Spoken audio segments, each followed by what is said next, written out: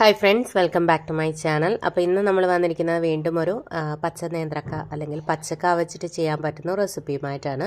പച്ചക്ക കൊണ്ടും പച്ച നേന്ത്രക്ക കൊണ്ടുള്ള ഒരുപാട് റെസിപ്പീസ് ഓൾറെഡി നമ്മൾ ചാനലിൽ ചെയ്തിട്ടുണ്ട്. ഒരുപാട് പേര് ട്രൈ ചെയ്തിട്ട് നല്ല ഫീഡ്ബാക്ക് കിട്ടിയ ഒരുപാട് റെസിപ്പീസ് ഉണ്ട് കേട്ടോ. ഇതുവരെ കാണാത്തവർ പ്ലേലിസ്റ്റ് ഒന്ന് ചെക്ക് ചെയ്ത് നോക്കിയാൽ പച്ചക്ക റെസിപ്പീസ് അല്ലെങ്കിൽ പച്ച നേന്ത്രക്ക റെസിപ്പീസ് എന്ന് പറഞ്ഞിട്ട് നമ്മൾ സെപ്പറേറ്റ് ആയിട്ട് പ്ലേലിസ്റ്റ് ക്രിയേറ്റ് ചെയ്തിട്ടുണ്ട്. ആ പ്ലേലിസ്റ്റും ചെക്ക് ചെയ്ത് നോക്കുക, എന്നിട്ടൊന്ന് ട്രൈ ചെയ്തിട്ട് ഫീഡ്ബാക്ക് അറിയിക്കാൻ മറക്കരുത്. ഒരുപാട് വീഡിയോസ് ഇട്ടിട്ടുണ്ട് കേട്ടോ നമ്മൾ. അപ്പോൾ പച്ചക്ക വെച്ചിട്ടുള്ള റെസിപ്പീസൊക്കെ ഇഷ്ടമുള്ളവർ ട്രൈ ചെയ്യണം, മറക്കരുത് കേട്ടോ. അതുപോലെ വേറെ ഏതെങ്കിലും നമുക്ക് വെജിറ്റബിൾസ് വെച്ചിട്ടൊക്കെ നമുക്ക് വീഡിയോസ്, നിങ്ങൾക്ക് ഏതെങ്കിലും റെസിപ്പീസ് ട്രൈ ചെയ്യണം എന്നുണ്ടെങ്കിൽ പ്ലേലിസ്റ്റ് ചെക്ക് ചെയ്ത് നോക്കിക്കഴിഞ്ഞാൽ ഡീറ്റെയിൽ ആയിട്ടുള്ള വീഡിയോസ് ഉണ്ടാവും കേട്ടോ. അതിൽ നമ്മൾ സെപ്പറേറ്റ് ആയിട്ട് ഓരോന്നിനും സെപ്പറേറ്റ് ആയിട്ട് പ്ലേലിസ്റ്റ് ക്രിയേറ്റ് ചെയ്തിട്ടുണ്ട്. അപ്പോൾ ഇത് സിമ്പിളാണ്, നമുക്ക് പെട്ടെന്ന് ഉണ്ടാക്കിയെടുക്കാൻ പറ്റുന്ന റെസിപ്പിയാണ്. നല്ല ഹെൽത്തി ആയിട്ടുള്ള റെസിപ്പിയാണ് കേട്ടോ. മസ്റ്റായിട്ടും ട്രൈ ചെയ്യുക. അപ്പോൾ നമുക്കിതെങ്ങനെയാണ് തയ്യാറാക്കുന്നത് നോക്കിയിട്ട് വരാം. ഇതിനായിട്ട് ആദ്യം ഞാൻ എടുക്കുന്നത് ചെറുപയറാണ്.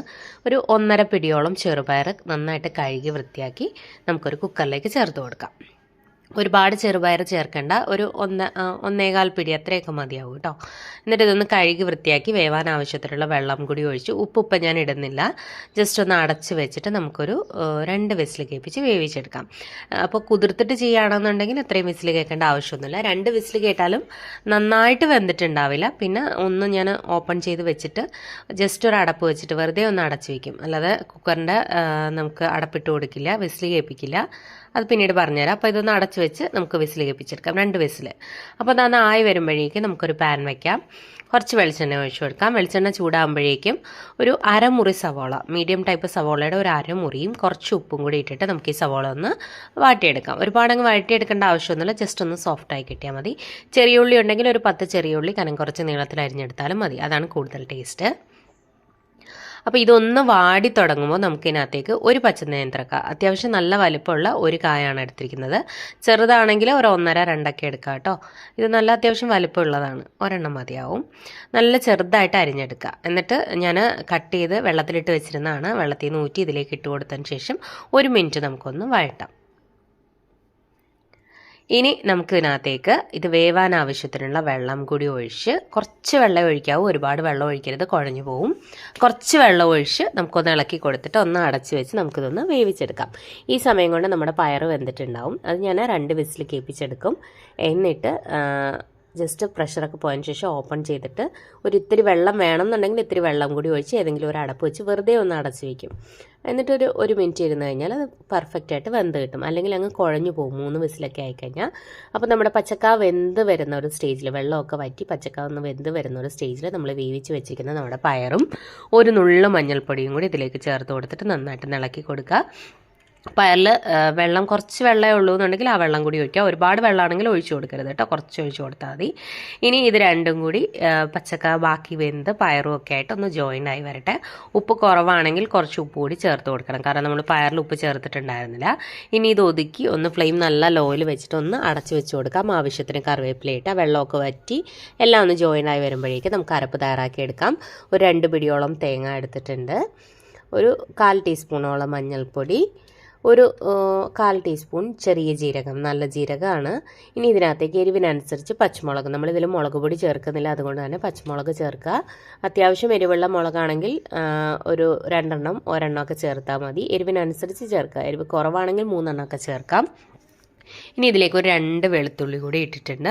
ഇനി എന്താ ചെയ്യണമെന്ന് വെച്ച് കഴിഞ്ഞാൽ ഇത് അരച്ചെടുക്കരുത്, ജസ്റ്റ് ഒന്ന് പൾസ് മോഡിൽ ഒന്ന് കറക്കിയെടുക്കുക, ഒന്ന് ചതച്ചെടുക്കുക ചെയ്യാവൂ. അരഞ്ഞു പോയി കഴിഞ്ഞാൽ ഈ ഒരു ടേസ്റ്റ് ഉണ്ടാവില്ല. പൾസ് മോഡിൽ ഒന്ന് ഒറ്റ കറക്കിയാൽ മതി കേട്ടോ. ഒന്ന് ചതയണം, അത്രയേ ഉള്ളൂ. നമ്മുടെ മുളകും വെളുത്തുള്ളിയും എല്ലാം ഒന്ന് ചതഞ്ഞ് കിട്ടണം, അത്ര മാത്രം ചെയ്താൽ മതി. ഇതിൽ മുളക് പൊടി ഒന്നും ചേർക്കണ്ട, വേറെ ഒന്നും ചേർക്കണ്ട കേട്ടോ. അപ്പോൾ ഞാനിതൊന്ന് ചതച്ച് കൊണ്ടുവരാം. ഈ സമയത്ത് നമ്മുടെ പയറും കായും ഒക്കെ നല്ലപോലെ വെള്ളമൊക്കെ നന്നായിട്ട് ഡ്രൈ ആയി വന്നിട്ടുണ്ട്.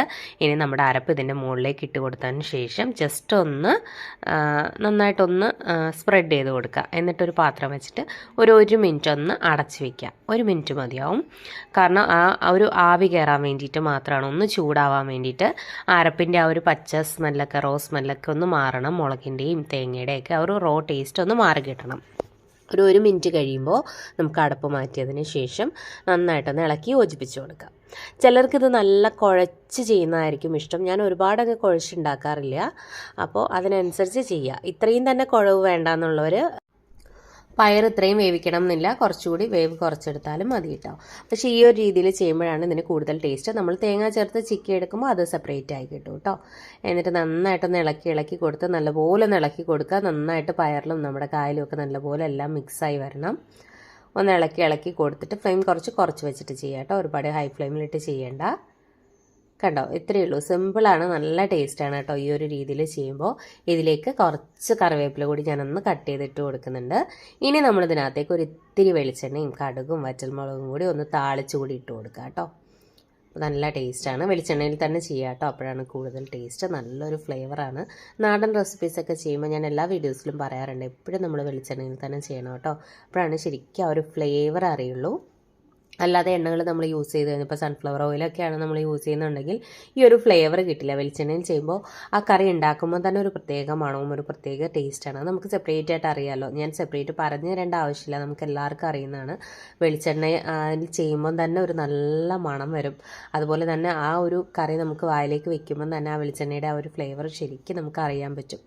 അപ്പോൾ ഇങ്ങനെയുള്ള കറികളൊക്കെ ചെയ്യുമ്പോൾ മസ്റ്റായിട്ടും വെളിച്ചെണ്ണ തന്നെ യൂസ് ചെയ്യുക. അപ്പോൾ ഒരു ഇത്തിരി മതിയാവും കേട്ടോ. കടുക് വറുത്ത് അതിൻ്റെ മുകളിലേക്ക് ഇട്ട് കൊടുത്തതിന് ശേഷം ഒന്ന് ഇളക്കി യോജിപ്പിക്കുക. കടുകും വറ്റൽമുളകും മാത്രം മതി, വേറെ ഒരുപാടൊന്നും ഇടേണ്ട ആവശ്യമൊന്നുമില്ല. ചിലതിൽ ഉള്ളി മൂപ്പിച്ചൊക്കെ ഇടുമല്ലോ, പക്ഷേ ഇതിൽ അതിൻ്റെ ഒന്നും ആവശ്യമില്ല കേട്ടോ. ഇത് ചേർത്ത് കൊടുത്തിട്ട് നമുക്കൊന്ന് ഇളക്കി കൊടുത്ത് വെച്ചാൽ മതി കേട്ടോ. ഇതിപ്പോൾ ചോറിൻ്റെ കൂടെ മാത്രമല്ല കഞ്ഞിയുടെ കൂടെയൊക്കെ കഴിക്കാൻ പറ്റുന്ന നല്ല ടേസ്റ്റ് ആയിട്ടുള്ള റെസിപ്പിയാണ്. മസ്റ്റായിട്ടും ട്രൈ ചെയ്ത് നോക്കുക. ഞാൻ പറഞ്ഞ പോലെ തേങ്ങയുടെ അരപ്പ് അരച്ചെടുക്കരുത്, ചതച്ചെടുക്കുക ചെയ്യാവൂ, അപ്പോഴാണ് ഈ ഒരു ടേസ്റ്റ് കിട്ടുക. അപ്പോൾ മസ്റ്റായിട്ടും ട്രൈ ചെയ്യുക. ട്രൈ ചെയ്തിട്ട് ഫീഡ്ബാക്ക് അറിയിക്കണം കേട്ടോ. അതുപോലെ ഞാൻ പറഞ്ഞ പോലെ പച്ചക്ക വെച്ചിട്ടും ചെറുപയർ വെച്ചിട്ടുള്ള ഒരുപാട് റെസിപ്പീസ് ഓൾറെഡി നമ്മൾ ചാനലിൽ ചെയ്തിട്ടുണ്ട്. പ്ലേലിസ്റ്റ് ഒന്ന് ചെക്ക് ചെയ്ത് നോക്കിക്കഴിഞ്ഞാൽ ഡീറ്റെയിൽ ആയിട്ടുള്ള വീഡിയോസ് സെപ്പറേറ്റ് ആയിട്ട് നമ്മൾ പ്ലേലിസ്റ്റ് ക്രിയേറ്റ് ചെയ്തിട്ടുണ്ടാവും. പച്ചനേന്ത്രക്ക വെച്ചിട്ടും പച്ചക്ക റെസിപ്പീസ് എന്ന് പറഞ്ഞ് സെപ്പറേറ്റ് ആയിട്ട് ഇട്ടിട്ടുണ്ടാവും. അതുപോലെ തന്നെ ചെറുപയർ കൊണ്ടും വൻപയർ കൊണ്ടുള്ള ഒരുപാട് റെസിപ്പീസ് ഇട്ടിട്ടുണ്ട്. ചെറുപയർ റെസിപ്പീസ് എന്ന് പറഞ്ഞിട്ട് വൻപയർ റെസിപ്പീസ് എന്ന് പറഞ്ഞിട്ട് നമ്മൾ സെപ്പറേറ്റ് ആയിട്ട് ഇതിനെല്ലാം പ്ലേലിസ്റ്റ് ക്രിയേറ്റ് ചെയ്തിട്ടിട്ടുണ്ട്. പൊട്ടറ്റോ ആണെങ്കിൽ പൊട്ടറ്റോ റെസിപ്പീസ് എന്ന് പറഞ്ഞിട്ട്. അപ്പോൾ നിങ്ങൾ എന്താണോ ട്രൈ ചെയ്യാൻ ഉദ്ദേശിക്കുന്നത് പ്ലേലിസ്റ്റ് ചെക്ക് ചെയ്ത് നോക്കുക, ആ ഒരു ടോപ്പിക് എടുക്കുക, അതിൻ്റെ റെസിപ്പീസ് ചെക്ക് ചെയ്യുക. അപ്പോൾ അത് വെച്ചിട്ട് നമ്മൾ ഇതുവരെ ഇട്ടിരിക്കുന്ന എല്ലാ വീഡിയോസും അതിൻ്റെ താഴെ ഉണ്ടാവും. ഇപ്പോൾ പൊട്ടറ്റോ ആണെങ്കിൽ പൊട്ടറ്റോ വെച്ച് എന്തെല്ലാം വീഡിയോസ് ഇട്ടിട്ടുണ്ടോ ആ കംപ്ലീറ്റ് വീഡിയോസും ആ പൊട്ടറ്റോ റെസിപ്പീസിൽ ഞാൻ ആഡ് ചെയ്തിട്ടുണ്ടാവും കേട്ടോ. അപ്പോൾ അതൊക്കെ ഒന്ന് ട്രൈ ചെയ്ത് നോക്കുക. ട്രൈ ചെയ്തിട്ട് ഫീഡ്ബാക്ക് അറിയിക്കാൻ മറക്കരുത് കേട്ടോ.